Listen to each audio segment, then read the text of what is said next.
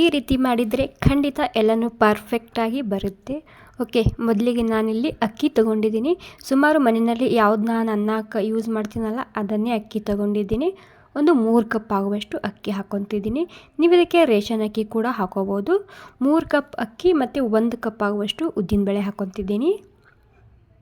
ಮತ್ತು ಒಂದು 2 ಚಮಚ ಆಗುವಷ್ಟು ಮೆಂತ್ಯ ಹಾಕ್ಕೊತಿದ್ದೀನಿ. 2ರಿಂದ 1.5 ಚಮಚ ಆಗುವಷ್ಟು.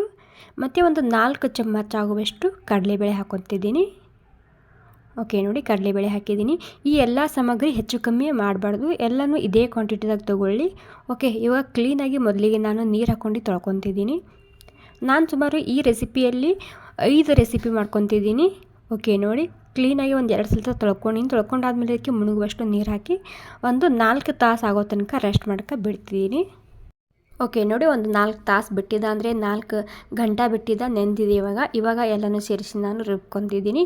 ನೀವು ಬೇಕಾದರೆ ಓವರ್ ನೈಟ್ ಬಿಟ್ಟರು ಭೀ ನಡೆಯುತ್ತೆ. ನಾನು ಕೇವಲ 4 ತಾಸು ಬಿಟ್ಟಿದ್ದೀನಿ ಅದಕ್ಕೆ. ಇವಾಗ ಒಳಗಿನ ನೀರೆಲ್ಲ ತೊಗೊಂಡಿದ್ದು ನಾನು ಸೈಡಿಗೆ. ಇವಾಗ ನಾನಿಲ್ಲೊಂದು ಮಿಕ್ಸಿ ಜಾರ್ ತೊಗೊಂಡಿದ್ದೀನಿ. ಇದರಲ್ಲಿ ಹಾಕ್ಕೊಂಡು ರುಬ್ಕೊತಿದ್ದೀನಿ. ಇದು ಯಾವ ರೀತಿ ರುಬ್ಕೋಬೇಕಂದ್ರೆ ಗಟ್ಟಿಯಾಗಿರಬೇಕು ಮತ್ತು ಒಂದು ಸ್ವಲ್ಪ ಹೌದೋ ಇಲ್ಲ ಅನ್ನಂಗೆ ತರಿ ಆಗಿರಬೇಕು. ಇವಾಗ ನಾನು ಯಾವ ಕಪ್ಪಲ್ಲಿ ಅಕ್ಕಿ ಮತ್ತು ಉದ್ದಿನಬೇಳೆ ತೊಗೊಂಡಿದ್ದೀನಲ್ಲ ಅದೇ ಕಪ್ಪಲ್ಲಿ 1 ಕಪ್ ಆಗುವಷ್ಟು ಗಟ್ಟಿ ಅವಲಕ್ಕಿ ತೊಗೊಂಡಿದ್ದೀನಿ.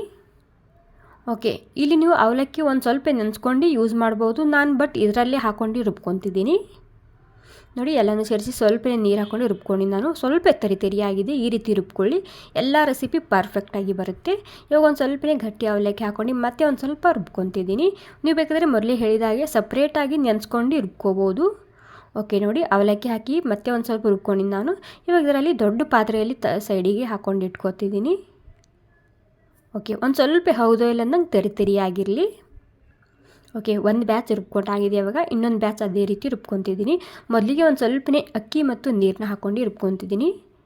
ಓಕೆ, ಈ ನೀರು ಹಾಕೋದ್ರಿಂದ ಹಿಟ್ಟು ಸರಿಯಾಗಿ ಹುದುಗ್ ಬರುತ್ತೆ. ನೀವು ಬೇಕಾದರೆ ಬೇರೆ ನೀರು ಕೂಡ ಹಾಕೋಬೋದು. ಮತ್ತು ಗಟ್ಟಿಯಾಗಿರಬೇಕು, ಮತ್ತು ಒಂದು ಸ್ವಲ್ಪನೇ ತರಿಯಾಗಿರಲಿ. ನೋಡಿ, ಅದೇ ರೀತಿ ಮತ್ತೆ ಒಂದು ಸ್ವಲ್ಪನೇ ಅವಲಕ್ಕಿ ಹಾಕ್ಕೊಂಡು ರುಬ್ಕೊತಿದ್ದೀನಿ. ಓಕೆ, ಎಲ್ಲನೂ ನೀವು ಇದೇ ರೀತಿಯಾಗಿ ರುಬ್ಕೊಳ್ಳಿ, ಅಂದರೆ ಸ್ವಲ್ಪ ಗಟ್ಟಿಯಾಗಿರಲಿ ಮತ್ತು ತರಿಯಾಗಿರಲಿ. ಈ ರೀತಿ ರುಬ್ಕೊಳ್ಳಿ. ಈ ರೀತಿ ರುಬ್ಕೊಂಡ್ರೆ ಏನಾಗುತ್ತೆ, ಹಿಟ್ಟು ಸರಿಯಾಗಿ ಹುದುಗ್ ಬರುತ್ತೆ. ಹಿಟ್ಟು ಸರಿಯಾಗಿ ಹುದುಗ್ ಬಂದರೆ ಎಲ್ಲ ರೆಸಿಪಿ ಪರ್ಫೆಕ್ಟಾಗಿ ಬರುತ್ತೆ. ಓಕೆ ನೋಡಿ, ಎಲ್ಲ ಸೇರಿಸಿ ನಾನು ರುಬ್ಕೊಂಡಾಗಿದೆ. ಗಟ್ಟಿಯಾಗಿದೆ, ತರಿಯಾಗಿದೆ. ಇವಾಗ ಎಲ್ಲ ಸೇರಿಸಿ ಒಂದು ಸ್ವಲ್ಪ ಮಿಕ್ಸ್ ಮಾಡ್ಕೊತಿದ್ದೀನಿ. ಮತ್ತು ರುಚಿಗೆ ತಕ್ಕಷ್ಟು ಉಪ್ಪು ಹಾಕ್ಕೊತಿದ್ದೀನಿ.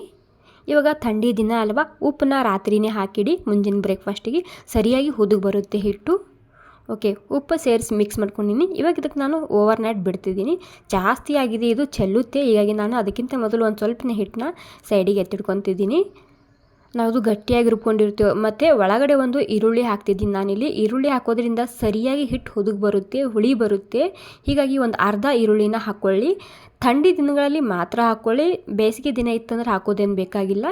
ಓಕೆ ನೋಡಿ, ಈರುಳ್ಳಿ ಹಾಕೋದ್ರಿಂದ ಸರಿಯಾಗಿ ಹುದುಗ್ ಬರುತ್ತೆ, ಹಿಟ್ಟು ಹುಳಿ ಬರುತ್ತೆ, ಸರಿಯಾಗಿ ಎಲ್ಲನೂ ಪರ್ಫೆಕ್ಟಾಗಿ ಬರುತ್ತೆ ರೆಸಿಪಿ. ಓಕೆ, ಇವಾಗ ಓವರ್ ನೈಟ್ ಆಗೋ ತನಕ ನಾನು ಬಿಡ್ತಿದ್ದೀನಿ. ಓಕೆ ನೋಡಿ, ಹಿಟ್ಟು ನಾನು ಯಾವ ರೀತಿ ಇಡ್ತಿದ್ದೀನಿ ಅಂತ ತೋರಿಸ್ತಿದ್ದೀನಿ. ಒಂದು ದಪ್ಪ ಟವಲ್ ತೊಗೊಂಡಿದ್ದೀನಿ. ಇದರಲ್ಲಿ ಪ್ಲೇಟ್ ಮುಚ್ಚಿ ಈ ರೀತಿ, ಅಂದರೆ ಹವಾ ಹತ್ತಬಾರ್ದು ಹಿಟ್ಟಿಗೆ, ಆ ರೀತಿ ಇಡಬೇಕು.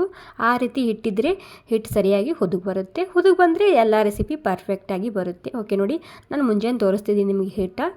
ನಾನು ಜಾಸ್ತಿ ಆಗಿತ್ತಿದ್ದು ಹಿಟ್ಟು ಚೆಲ್ಲಿತ್ತೆ ಕೆಳಗಡೆ, ಹೀಗಾಗಿ ನಾನು ಸ್ವಲ್ಪ ಹಿಟ್ಟು ಮೊದಲೇ ತೊಗೊಂಡಿನಿ. ಇವಾಗ ನಿಮಗೆ ತೋರಿಸ್ತಿದ್ದೀನಿ. ಅಂದರೆ ಮುಂಜಾನೆ ಎದ್ದ ತಕ್ಷಣ ನೋಡಿದರೆ ಇದು ಪೂರ್ತಿಯಾಗಿ ಚೆಲ್ಲಿತ್ತಿದ್ದು. ಒಂದು ಸ್ವಲ್ಪ ನಾನು ಸೈಡಿಗೆ ಎತ್ತಿಟ್ಕೊಂಡಿನಿ. ಇವಾಗ ಒಳಗೆ ಈರುಳ್ಳಿ ಇತ್ತಲ್ಲ ಅದನ್ನು ತೊಗೊತಿದ್ದೀನಿ. ಖಂಡಿತ ಈ ರೀತಿ ನೀವು ಒಂದು ಸ್ವಲ್ಪ ಟ್ರೈ ಮಾಡಿ ನೋಡಿ, ಎಲ್ಲ ರೆಸಿಪಿ ಪರ್ಫೆಕ್ಟಾಗಿ ಬರುತ್ತೆ. ಓಕೆ ನೋಡಿ, ಈರುಳ್ಳಿ ತೊಗೊಂಡಾದ್ಮೇಲೆ ಇದಕ್ಕೆ ನಾನು ದೋಸೆ ಹಿಟ್ಟು ಯಾವ ರೀತಿ ಇರುತ್ತೆ ನೋಡಿ ಆ ರೀತಿ ಅಡ್ಜಸ್ಟ್ ಮಾಡ್ಕೊತಿದ್ದೀನಿ. ಸ್ವಲ್ಪನೇ ನೀರು ಹಾಕ್ಕೊಂಡು. ಇವಾಗೇನು ಉಪ್ಪು ಹಾಕೋದೇನು ಬೇಕಾಗಿಲ್ಲ, ಮತ್ತು ಸೋಡಾ ಕೂಡ ಹಾಕೋದೇನು ಬೇಕಾಗಿಲ್ಲ. ಉಪ್ಪು ನಾವು ರಾತ್ರಿನೇ ಹಾಕಿರ್ತೀವಲ್ಲ, ಹೀಗಾಗಿ. ಓಕೆ, ದೋಸೆ ಹಿಟ್ಟು ಯಾವ ರೀತಿ ಇರುತ್ತೆ ನೋಡಿ ಆ ರೀತಿ ನಾನು ಕಲಿಸ್ಕೊಂಡಾಗಿದೆ. ಇವಾಗ ಇಲ್ಲಿ ನಾನು ಹಂಚಿಟ್ಕೊತಿದ್ದೀನಿ. ಯಾವ್ದು ಹಂಚ, ದೋಸೆ ಹಂಚು ಇಲ್ಲ. ಇಲ್ಲಿ ನಾನು ಚಪಾತಿ ಮಾಡ್ತೀನಲ್ಲ ನಾರ್ಮಲಾಗಿ ಕಬ್ಬಿಣದ ಹಂಚ, ಅದನ್ನೇ ಇಟ್ಕೊತಿದ್ದೀನಿ. ಅಂದರೆ ಈ ಹಂಚಿನ ಮೇಲೆ ಯಾವ ರೀತಿ ದೋಸೆ ಮಾಡೋದಂತ ತೋರಿಸ್ತಿದ್ದೀನಿ. ಅಂದರೆ ಈ ರೀತಿ ಮಾಡಿದರೆ ಪರ್ಫೆಕ್ಟಾಗಿ ದೋಸೆ ಮಾಡ್ಕೋಬೋದು. ಓಕೆ, ಮೊದಲಿಗೆ ಹಂಚು ಪೂರ್ತಿಯಾಗಿ ಗರಂ ಆಗಿದೆ. ಇವಾಗ ಗರಂ ಆದಮೇಲೆ ನಾನಿಲ್ಲಿ ಅರ್ಧ ಈರುಳ್ಳಿ ತೊಗೊಂಡಿದ್ದೀನಿ. ಗರಂ ಆದಮೇಲೆ ಈ ರೀತಿ ಈರುಳ್ಳಿಲಿಂತ ಎಣ್ಣೆ ಹಚ್ಚಿ. ಓಕೆ ನೋಡಿ, ಪೂರ್ತಿಯಾಗಿ ಎಣ್ಣೆ ಹಚ್ಚಾಗಿದೆ. ಇವಾಗ ಎಣ್ಣೆ ಹಚ್ಚಿ ಗ್ಯಾಸ್ ಬಂದ್ ಮಾಡ್ಕೊತಿದ್ದೀನಿ. ಗ್ಯಾಸ್ ಬಂದ್ ಮಾಡ್ಕೊಂಡು ಹಂಚು ಪೂರ್ತಿಯಾಗಿ ತಣ್ಣಗಾಗಬೇಕು, ಅಲ್ಲಿ ತನಕ ವೆಯ್ಟ್ ಮಾಡಿ. ಓಕೆ, ಇವಾಗ ಹಂಚು ತಣ್ಣಗಾಗಿದೆ. ಇವಾಗ ನಾನು ಮತ್ತೆ ಗ್ಯಾಸ್ ಚಾಲು ಮಾಡ್ಕೊಂಡು ಹಂಚು ಗರಂ ಮಾಡ್ಕೊತಿದ್ದೀನಿ. ಓಕೆ, ಹಂಚು ಗರಂ ಆಗಿದೆ. ಇವಾಗ ಮತ್ತು ಗರಂ ಆದಮೇಲೆ ನಾನಿಲ್ಲಿ ನೀರು ಹೊಡಿತಿದ್ದೀನಿ ಹಂಚಿಗೆ. ಅಂದರೆ ನೀರು ಹೊಡೆದು ಟೆಂಪ್ರೇಚರ್ ಕಮ್ಮಿ ಮಾಡ್ಕೊತಿದ್ದೀನಿ. ಓಕೆ, ಒಂದು ಕಾಟನ್ ಬಟ್ಟೆ ತೊಗೊಂಡಿದ್ದನ್ನು ಕ್ಲೀನಾಗಿ ಒರೆಸ್ಕೊತಿದ್ದೀನಿ. ಮತ್ತು ಇವಾಗ ಈರುಳ್ಳಿಲಿಂತ ಎಣ್ಣೆ ಹಚ್ತಿದ್ದೀನಿ. ಈ ರೀತಿ ಮಾಡೋದ್ರಿಂದ ಏನಾಗುತ್ತೆ, ದೋಸೆ ಗರಿಗರಿಯಾಗಿ ಬರುತ್ತೆ.